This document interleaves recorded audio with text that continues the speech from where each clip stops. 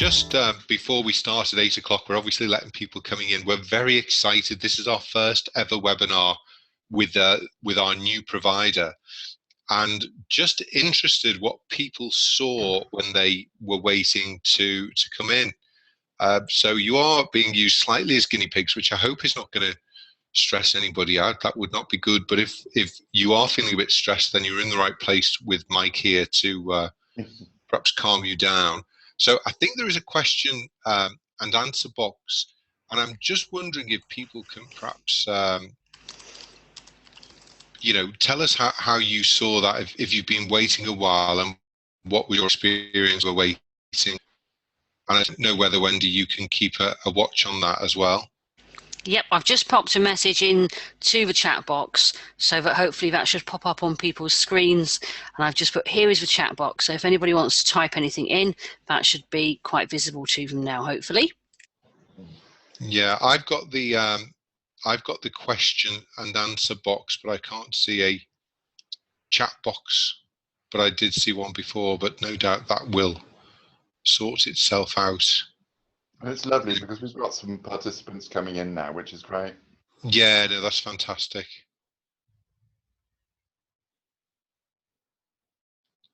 We'll just give it another couple of minutes. So, as I say, I don't know whether you can click on there and just do a make a chat. Oh, there we go. We've got chat there, I think, haven't we? Let me just see chat. One. Here is the chat box from Anthony Chadwick. That's Wendy, I think, who's written that to everyone. And I chat by going to the other box and going to the three little dots, and there's chat.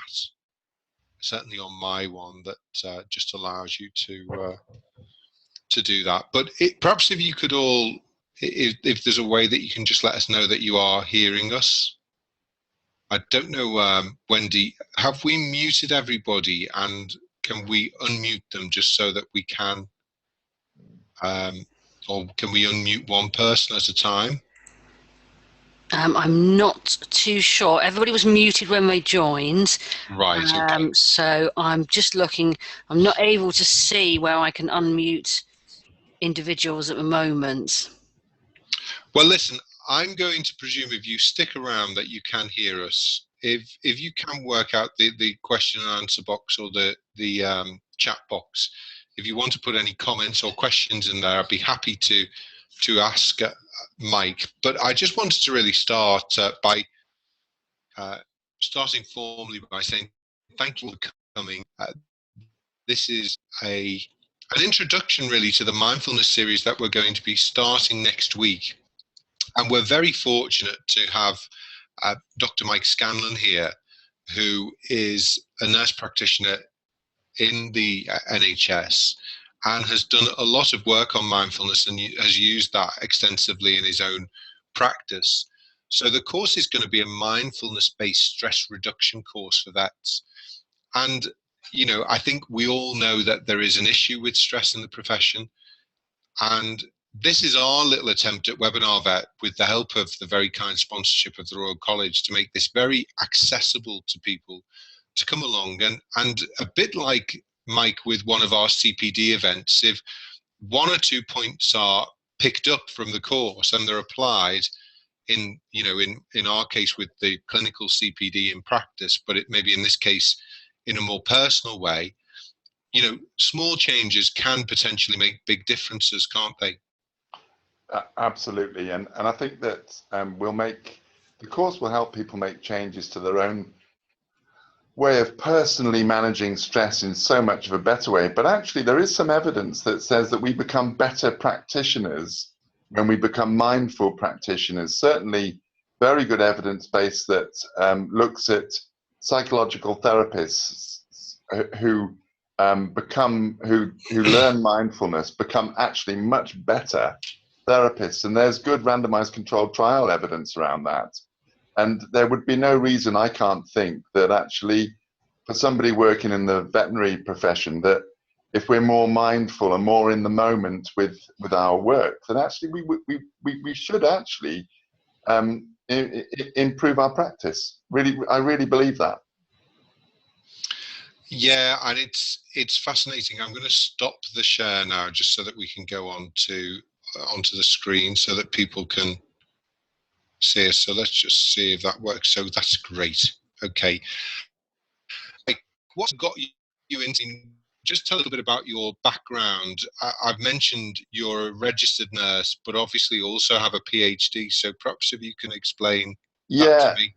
yeah. I mean, I've been working as a senior level in the NHS for about 20 years, and my doctorate was in primary care mental health. So that was specifically around depression, anxiety, and stress.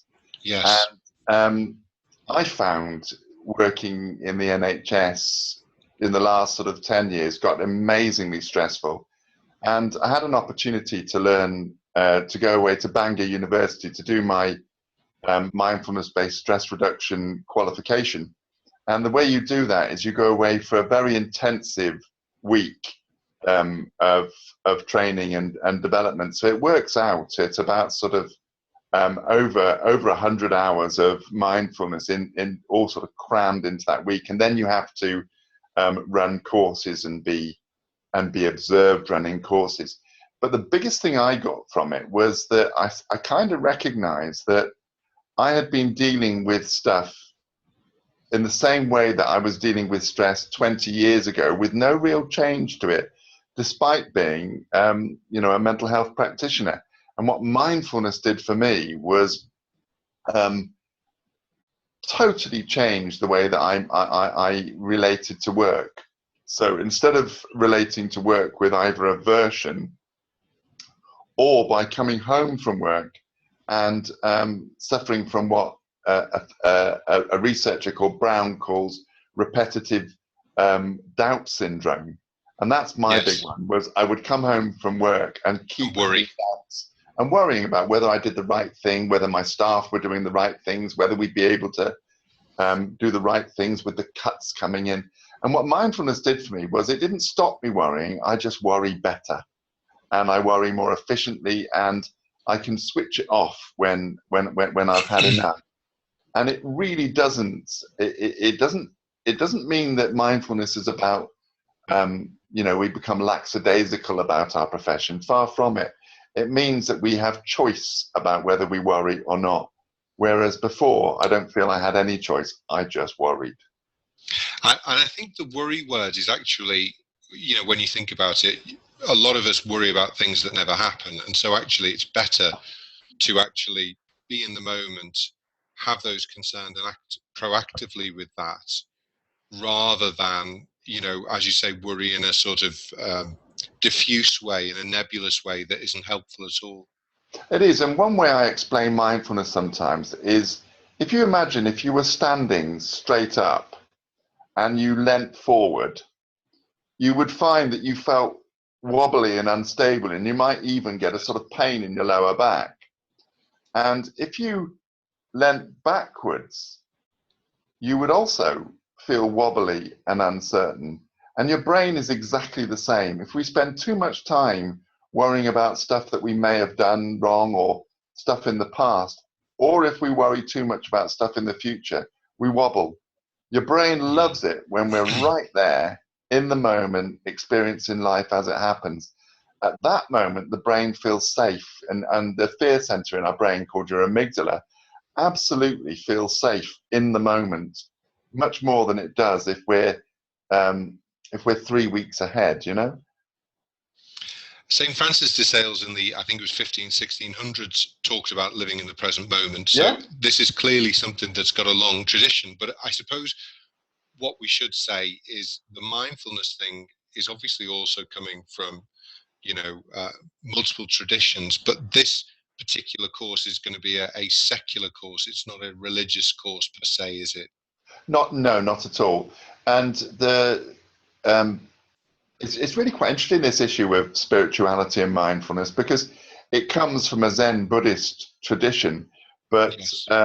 Sort of John Kabat-Zinn, as far, right back in the sort of 1970s even, John Kabat-Zinn recognized that actually the spirit, if it felt like it was linked to one religion, it sort of ostracized automatically huge swathes of people. So John was the first person to sort of secularize mindfulness.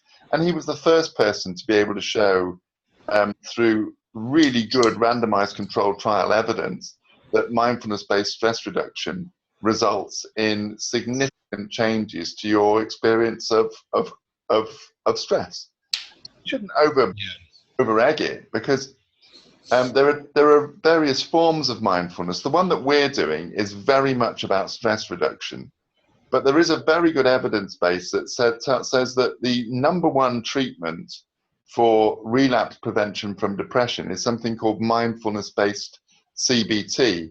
And we're not doing that, because what we're looking at is, our hope is that the participants on this course will finish, and I think they will finish the 8 weeks managing stress so much better, but really importantly, also feeling quite a bit more happier, because what they'll learn to do is pay more attention to what enhances their life and less attention to the stuff that depletes their life. And for me, that's crucial.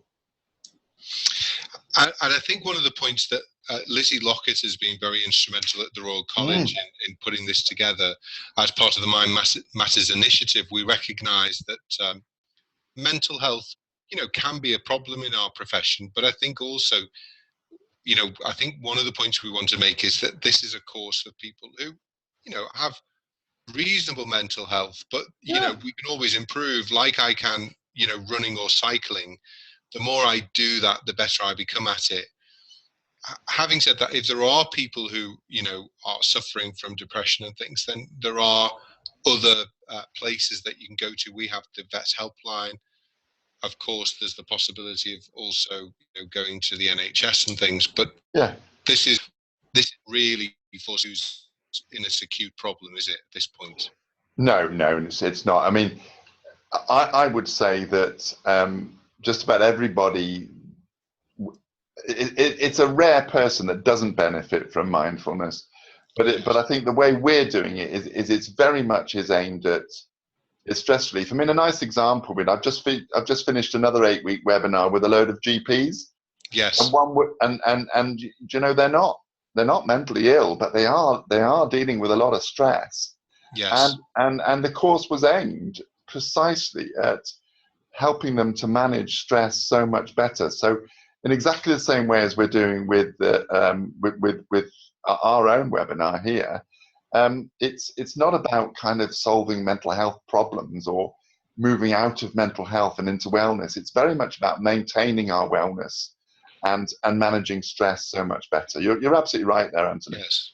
And sometimes it's little changes, isn't it? Because basically we talk about happiness. We have the Happy Symposium in January, and sometimes just by little changes like being grateful for things more and making that conscious effort, those sort of things can make huge differences, can't they? Yeah, and that's why the course is made up of the course is broadly two broad aspects to it. The first one is the meditations, which are very important, but the second one is mindful living. And that's one of the things that we'll do on the course, which I will share now as a sort of spoiler, is we use a technique called BOLD. And what I'm doing increasingly now with a lot of patients I work with is I get them to set their phone to go off maybe 5 times a day, just to do a ding. And when they hear the ding, the B stands for breathe, so you take your attention to your breath. The O stands for move into your observing self, and that means you're kind of moving out and looking at yourself and saying, what are you up to? The L is lean into whether you're being mindful and whether you're really in the moment. And the D is make a decision. And that little change on its own, just by adopting BOLD 5 times a day, can make such a significant difference, because it stops us from living our lives automatically. And it just reminds us that we have a choice about the way we respond to stuff. Very powerful. And you're absolutely right. A tiny change. No, that's really interesting. So those people who are listening, there's a little tip for you even before you start. Yeah. I suppose there may be some people who would say, okay, great, we'll come on a mindfulness course. Seems a bit strange that we're not doing this face to face in a big room or over a weekend. What would your thoughts be on that? We're obviously I am the webinar vet. We're doing this as webinars. You've obviously done it with GP, so you feel that this is a structure and a media that can work. Oh, absolutely. There are two. I sound like I'm randomized controlled trial mad, but there are two randomized controlled trials which illustrate that mindfulness via webinar absolutely works. I would say that we've just finished doing a webinar with over 140 people with the NHS. And with that, we had to use two measures, which are called Patient Health Questionnaire 9 and GAD-7, which is for anxiety. And we've just had the results back from that one. And we had 90 people complete the start and the finish. And the recovery rate on that was over 80%. Now, so when you say recovery rate, what do you mean? What I mean is people moved 5 points better on both scales. So if they were scoring 15 on PHQ-9, they were able to bring their score down by about 5 points. And the same. So you wouldn't expect it in both, but at least on one or other of the measures. And most Improving Access Psychological Therapy Service run at about 50% recovery. So, it absolutely works. And I'll tell you why I think it works is because people are doing it from the comfort of their own home. And, yes. And sometimes I used to run an awful lot of mindfulness, and I still do run live classes, but they tend to be in sort of pokey church halls or in soulless rooms in hotels. And it really does seem to be a better experience doing it from home because you're meditating already in the same place that you'll be meditating after the course. So it normalizes it and it makes it. My belief is, and we are hoping, we are going to be asking people if, and it's completely up to them, but we're working with the University of Northampton at the moment, and we're partway through a huge research trial, hoping, and what we're already beginning to be able to prove is that this absolutely works in the way that we do it as well.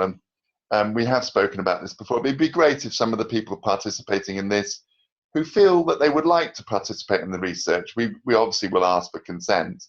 And if they would, they do, and if they don't want to, that's fine as well. I think it makes absolute sense. If you're going to do this in a room with 25 people in, there is a lot of noise and distraction that will make it probably more difficult than sitting in your own chair at home as you are.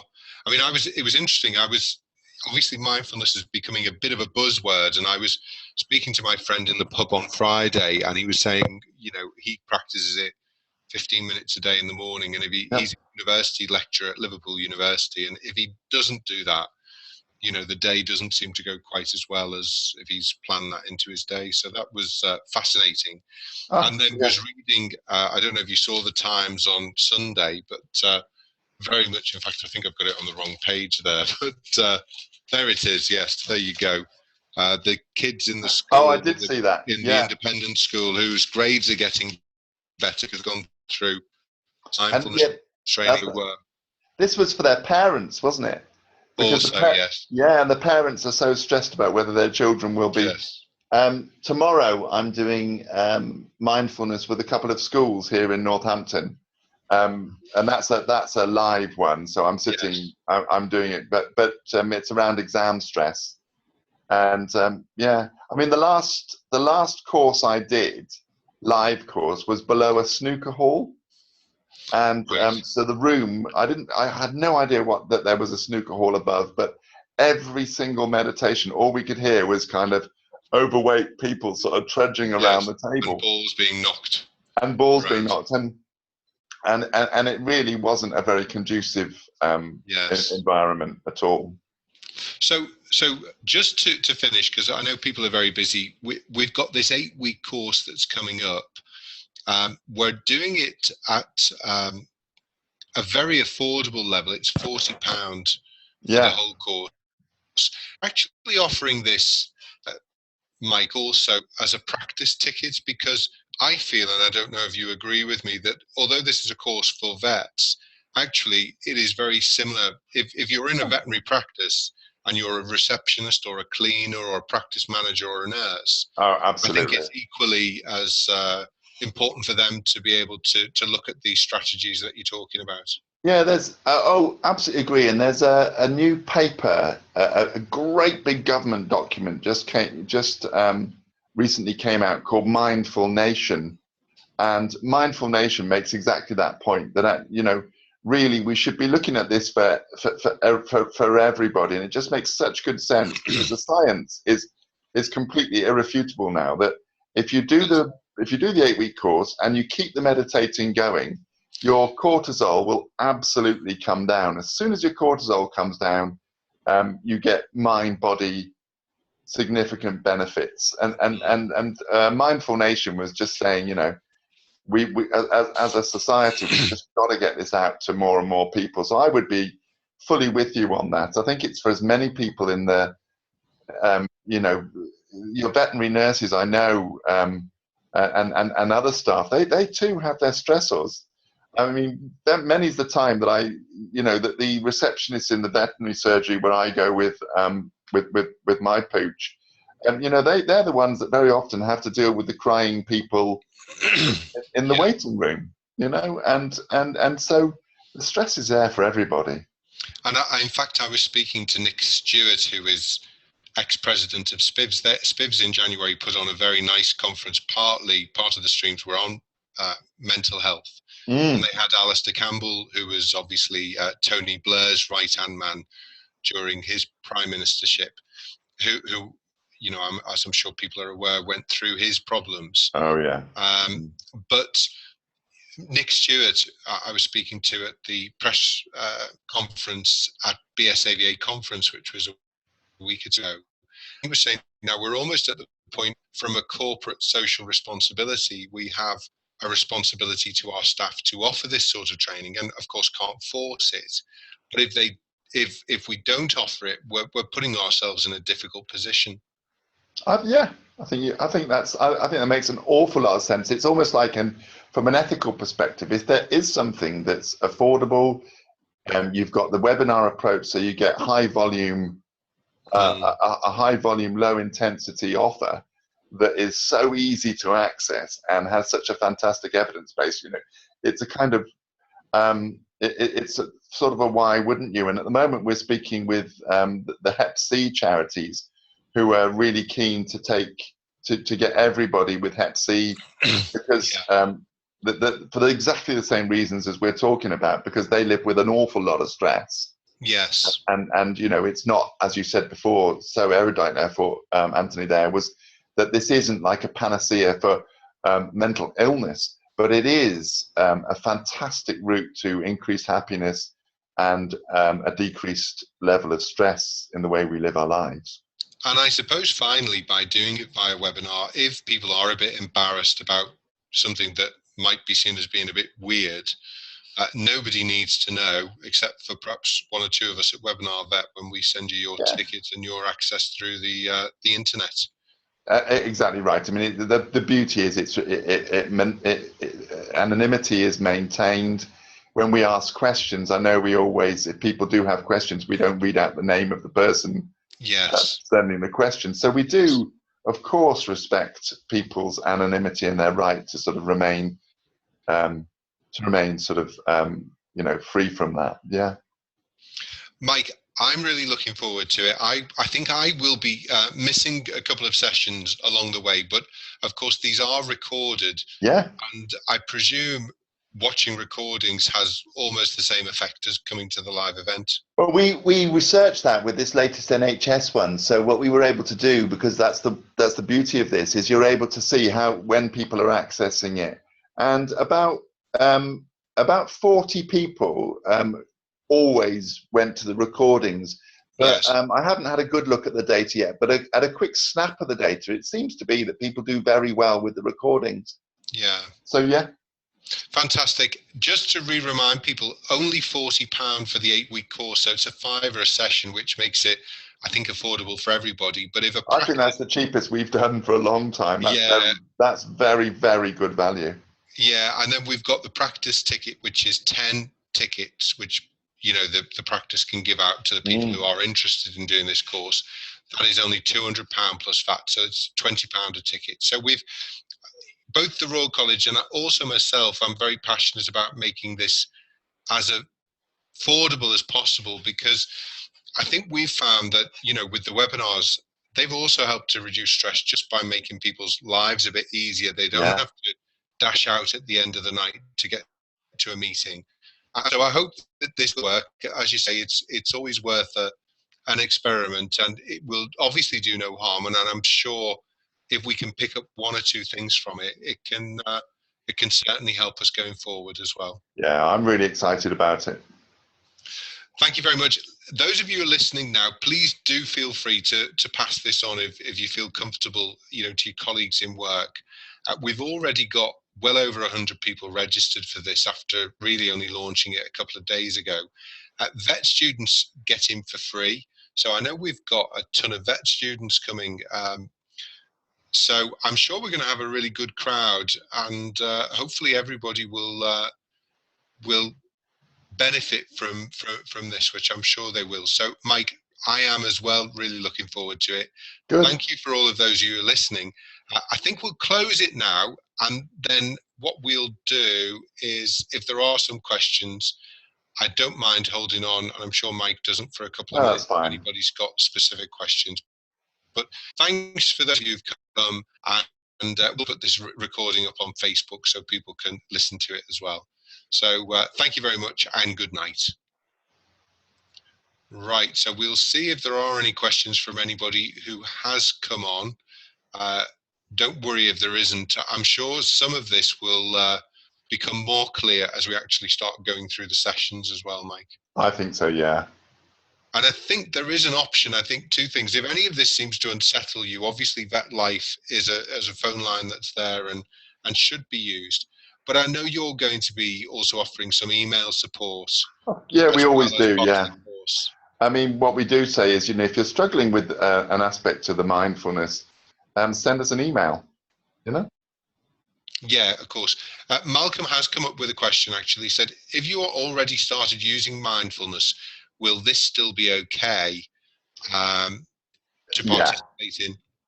Yeah, I think you'll find it, because I don't think any one that mindfulness courses are always very different, and I think I deliver it in a different way. But interestingly, we also add a bit of some of the acceptance and commitment approach into the mindfulness course, and I think you'll find that really, really useful. And we do it because it just brings mindfulness even more alive than it already is. That's fantastic. And then we've got a question from Kat, who said, we have 2 new grads joining us in July. Could I buy access in advance for them? And from my perspective, you can. And I think, Mike, you've spoken about people listening to it almost as a separate thing in July. Would that work after the course had finished? Oh, absolutely. Yeah. And similarly, if either of them had email questions, I'm sure we can still of course, get them to email you and things. Yeah. Fantastic. Well, listen, Mike, it's been really fun interviewing you, and I hope everybody else has enjoyed it as well. And looking forward to the funding on Wednesday. Tuesday, Wednesday? It's Tuesday, isn't it? Let me just check.